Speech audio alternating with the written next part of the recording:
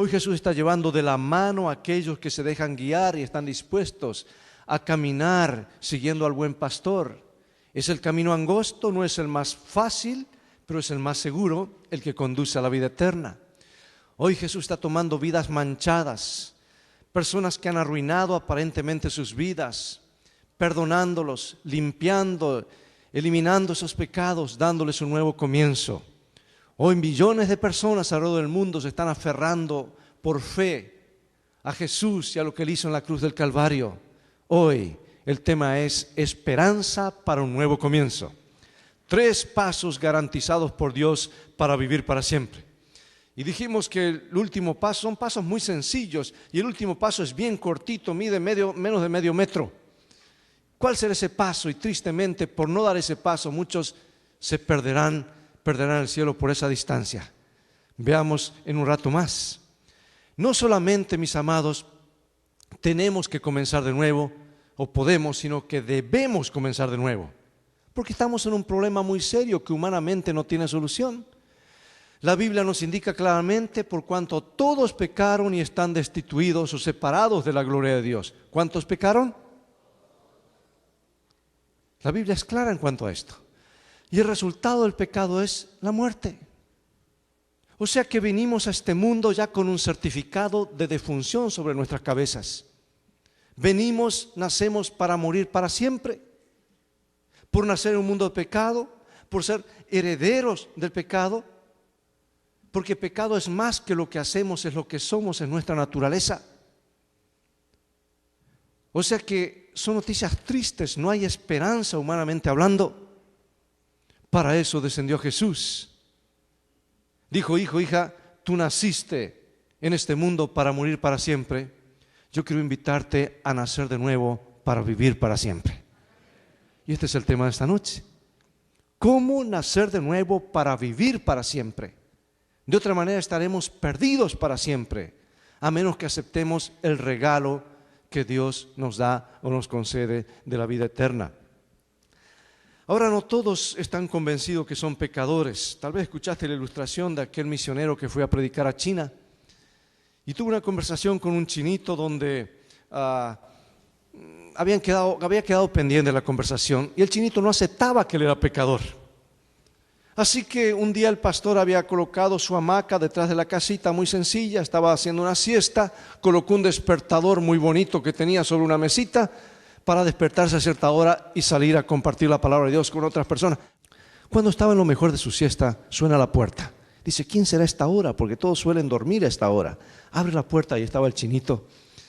Dice: señor pastor, he averiguado mi vida, la vida de mi esposa, la vida de mis hijos, y quiero decirle que ninguno de nosotros somos pecadores. Y el pastor trató de explicarle y no había manera de hacerle entender de que todos somos pecadores.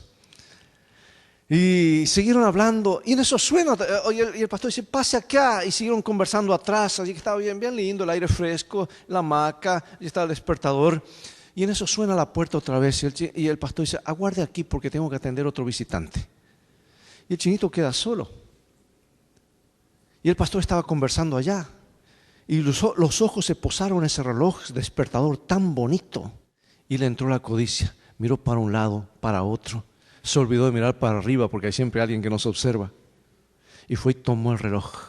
Y lo puso en esa toga larga que tiene en la manga. Y cuando llegó el predicador, enseguida notó que le faltaba el reloj. Pero no dijo nada. El chinito dice: bueno, yo creo que ya hablamos suficiente, creo que me voy. No, aguarda un momentito, vamos a seguir hablando, dice el pastor. El pastor sabía que ahora había puesto el despertador y no faltaba mucho. No, vamos a seguir, no, tengo que irme porque ya hablamos, ya no llegamos a ningún acuerdo. Y seguir, no, vamos a la palabra de Dios. El chinito quería irse, el pastor lo entretenía y en eso suena el despertador: ring, ring, ring. Y el chino empieza los saltos: un demonio se metió adentro, un demonio. Venga, yo se lo saco, dice el pastor. Y le sacó el reloj de adentro de la manga. Y le leyó lo que dice el libro de Números: sabed que vuestro pecado os alcanzará. Mis amados, todos somos pecadores. Y no hay remedio humano a menos que aceptemos el regalo de Jesús. Porque tú y yo no podemos hacer nada, absolutamente nada, excepto aceptar el regalo que Jesús nos ofrece. No podemos agregarle nada a la salvación. Una, porque es un hecho histórico que ocurrió hace casi 2000 años. Y otra porque nuestros méritos, ni el mérito de ningún ser humano, es suficiente, solamente los méritos de aquel que vivió sin pecado en esta tierra. Así que la paga del pecado es muerte. Pero el versículo no termina allí, dice: la dádiva de Dios es vida eterna en Cristo Jesús, Señor nuestro. Jesús vino a detener esa mano asesina. El diablo, amigo y amiga, es que te ha traído sufrimiento, dolor. No le eches la culpa a Dios. Jesús nos creó para tener vida eterna. La gente dice: Dios es bueno, ¿por qué permite? Hermano, no es Dios que ha traído estos problemas. A veces nosotros nos traemos los problemas por seguir nuestra propia rebelión. Y este mundo está en problema porque le dimos la espalda a Dios. Y el diablo se ríe porque Él trae los problemas y los cristianos le echan la culpa a Dios. Pero Jesús vino a detener esa mano asesina. Si no, estaríamos perdidos para siempre. Jesús con la cruz trazó un puente. Ese puente el cual quiere que nosotros pasemos por ese puente llamado cruz. ¿Y qué hizo Jesús en la cruz? Murió, fue bajado de la cruz, fue sepultado y resucitó. Y ahora dice: hijo, hija, quiero que pases por la misma experiencia. Si aceptas lo que yo hice para salvarte, te invito a pasar por la experiencia de la cruz, morir a tu pasado, ser sepultado y pasar a una nueva vida. Él es el Cordero de Dios. Ya no hay que sacrificar más corderitos. Él ya murió por nosotros. La tumba está vacía. La garantía que Él tiene el poder sobre la muerte. Y si tiene poder sobre la muerte, tiene también el poder sobre los problemas de los vivos. Jesús ha hecho todo lo humanamente posible para que tú y yo tengamos vida eterna. Porque por gracias sois salvos por medio de la fe. Y esto no es de vosotros, pues es don de Dios, no por obras, para que nadie se gloríe. ¿Queda claro esto? Lo único que nos sirve para nuestra salvación son los méritos de Jesús. De ninguna otra persona más que ha vivido en esta tierra, y lo digo con todo cariño y respeto. Aunque algunos piensan que algunos están allá en el cielo, otros... No. Ningún mérito, solamente los de Jesús, porque Él fue el que murió por nosotros en la cruz del Calvario, nadie más murió. Tú hoy puedes hacer tu decisión para vida eterna. Porque de tal manera amó Dios al mundo, que ha dado a su Hijo unigénito, para que todo aquel que en Él cree no se pierda, mas tenga vida eterna. ¿A cuántos quiere salvar Jesús? A todos. No quiere que nadie se pierda. ¿Se salvarán todos? Tristemente, la gran mayoría le dará la espalda a Jesús. Por eso el reino de los cielos es para aquellos que creen y aceptan el regalo.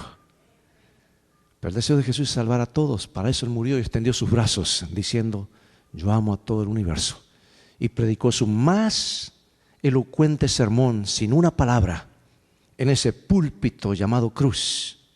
Sin decir una palabra, extendió sus brazos para indicar cuánto nos ama y cuánto está dispuesto a dar para tenernos con Él para siempre. Hoy podemos poner excusas, que no puedo por esto, lo otro, pero llega el día cuando muchos estarán escondiéndose cuando Jesús venga.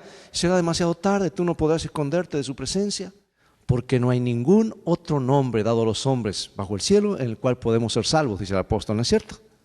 Sino en el nombre de Jesús. Eso es bíblico.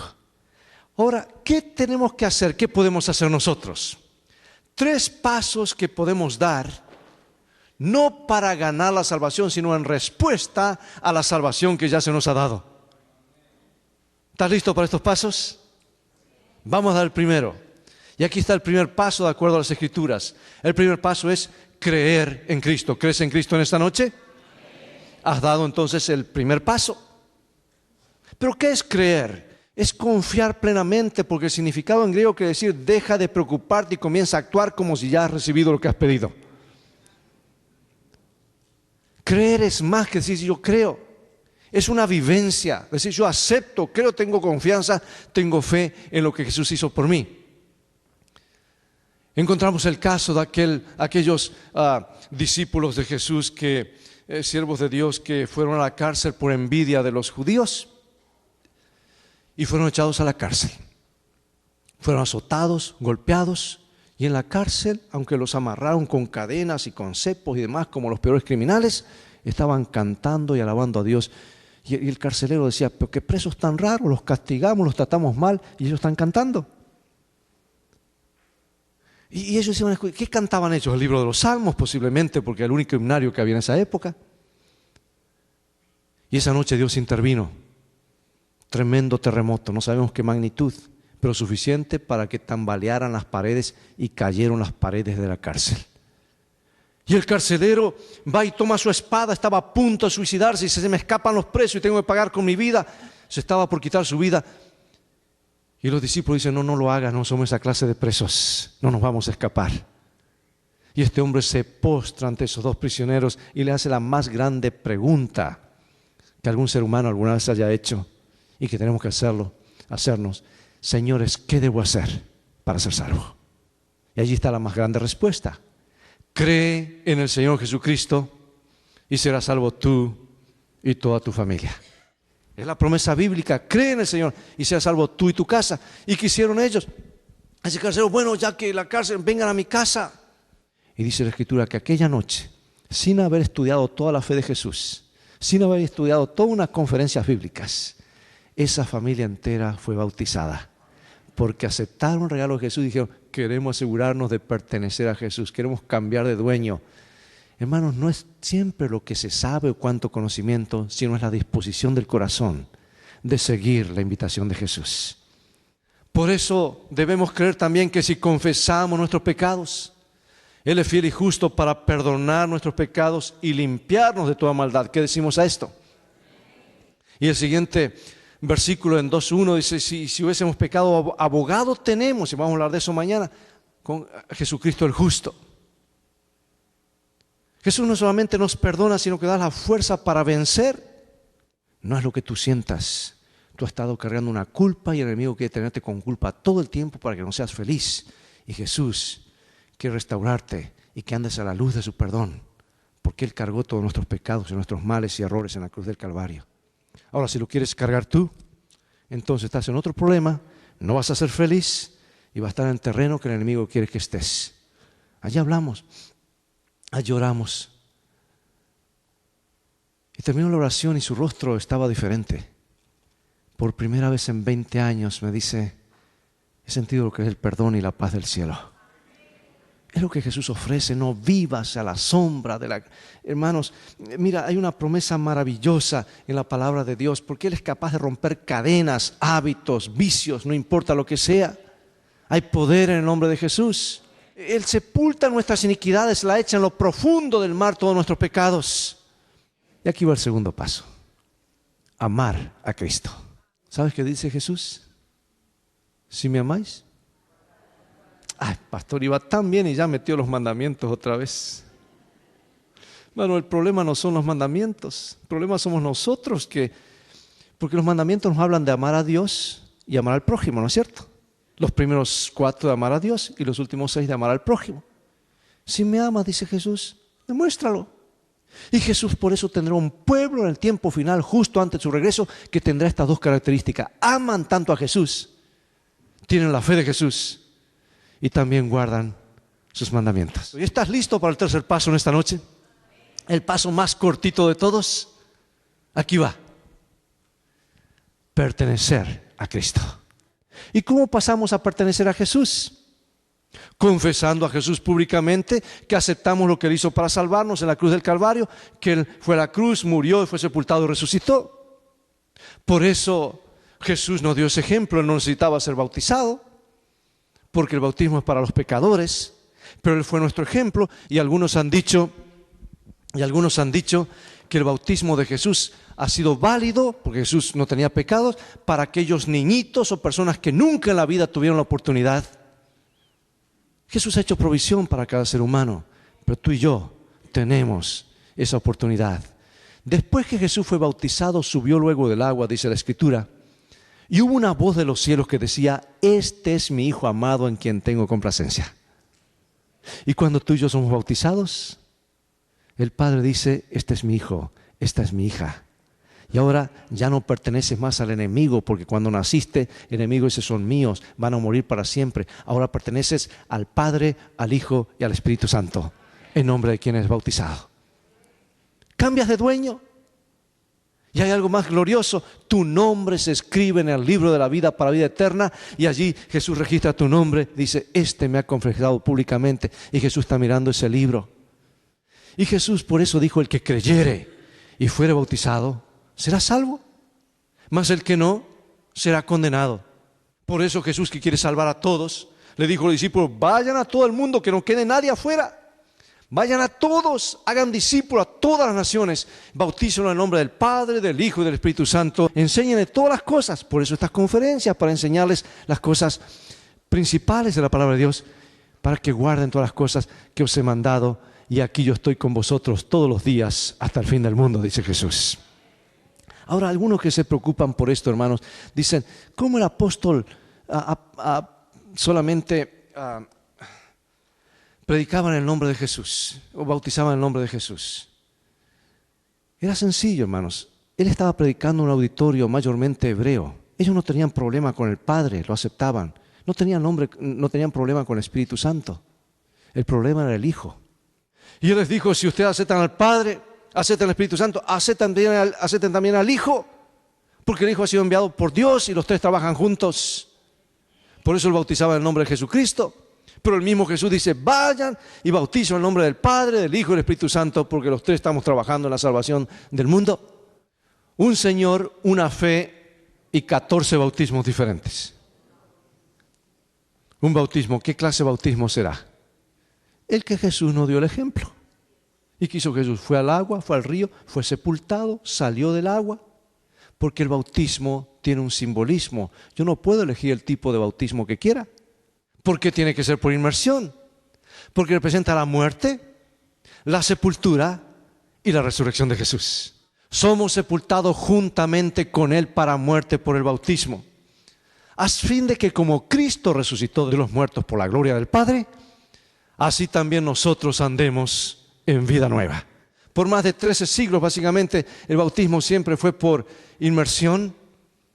Y los fieles hijos de Dios han seguido bautizando por inmersión hasta que en esa edad oscura, cuando se prohibió la Biblia, que la Biblia menciona ese periodo en 6 ocasiones diferentes en el Antiguo y el Nuevo Testamento, se cambió el bautismo y se lo hizo poniendo unas gotas en la cabeza.